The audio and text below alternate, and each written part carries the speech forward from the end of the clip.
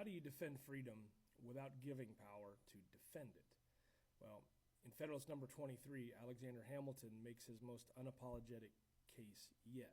So, if the purpose of government is to preserve the nation, then it must have every power necessary to achieve that, because liberty without safety isn't liberty at all.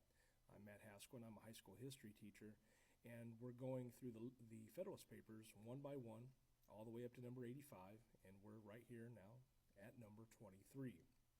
By late 1787, critics of the Constitution still worried that the new federal government would be too strong. They feared it might use the army or taxes or just national authority to crush liberty. And so Hamilton begins to provide some answers that are very precise. A government too weak to defend its people can't protect liberty, and one that can't protect liberty will lose it. So the issue isn't whether the federal government should have power, but whether it can survive without power. So Hamilton begins with the central principle of this essay, his core argument. And he writes, "The circumstances that endanger the safety of nations are infinite. Therefore, the means of security ought to be proportioned to the danger." So, in other words, you can't predict every threat, so the government must be empowered to meet any threat. Let's be proactive rather than reactive. So rigid limits on defense powers don't protect freedom, they actually endanger it. So Hamilton identifies 5 essential powers of the national government. 1 is to raise armies, 2 is to build and maintain a navy, 3 is to regulate and direct both. Then the 4th point is to provide for the common defense, see the preamble, and finally, let's preserve the Union.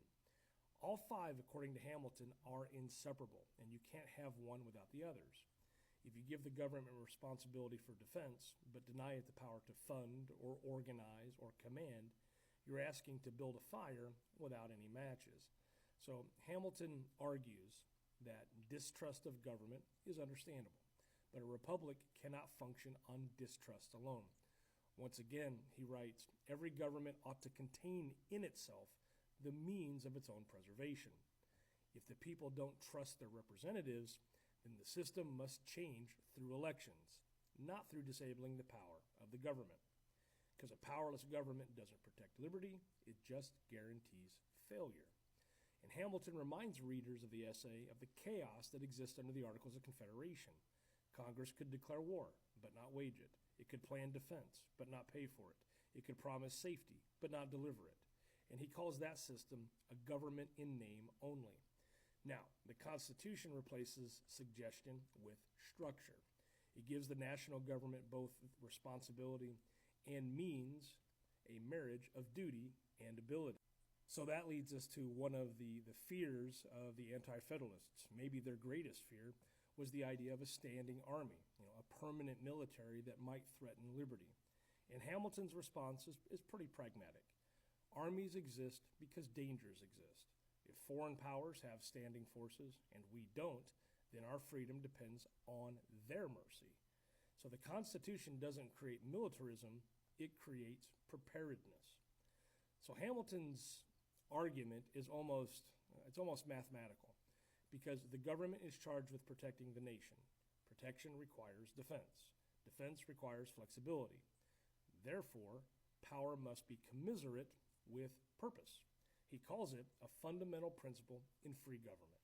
So restricting the means while demanding the ends is hypocrisy. So here we are with our chain of reasoning for Hamilton. He says, the safety of the Union is the supreme purpose of government. His second point is that dangers are unpredictable and also limitless. So the third point then, powers of defense must be unlimited in scope. And then the fourth point would be the Articles failed because they separated duty from power. And his fifth point is the Constitution fixes that by aligning responsibility with capability. Once again, there's your summary of the Federalist number 23. We've been doing this since the first one. Now, there is a real tone of confidence in what Hamilton writes here. This may be his most confident essay. There's no apology.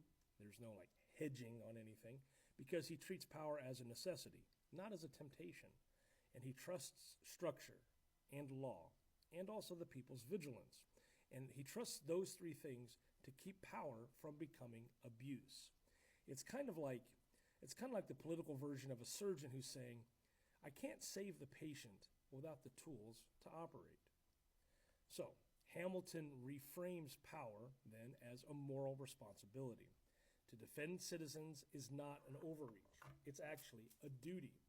To deny the government the means to do so is negligence. He's not glorifying authority. He's actually defending accountability. And in his logic, the greatest threat to liberty isn't a strong government, it's a weak one. So, Hamilton's reasoning has echoed on through the centuries now, from defense spending all the way to public safety. So the debate between necessary power and dangerous power is never ending. But his warning still applies. Don't confuse caution with paralysis. Liberty requires strength that can be trusted, not fear that prevents action. So, our three takeaways from this particular essay are: 1, power and purpose must be aligned or both fail. 2, defense is the first duty of the government. And 3, strength under law protects liberty, not destroys it. So, Federalist number 23 is Hamilton at his most clear-headed, but also his most commanding. He finished defending the idea of a strong union. Now, he's defining it. He knows that the Constitution's success depends on balance, giving enough power to act and enough accountability to actually restrain. So for Hamilton, security and freedom are not enemies. They're actually partners. I'm Matt Hasquin, and this is another one of those things we should know by being alive. I hope you stayed all the way to this point, and if this helped you see why power, when rightly used, is essential to liberty, please share or follow just stay around, stay tuned for number 24, because this is where Hamilton addresses the next great controversy, whether keeping a standing army during peace is a threat or a necessity. Thanks for watching.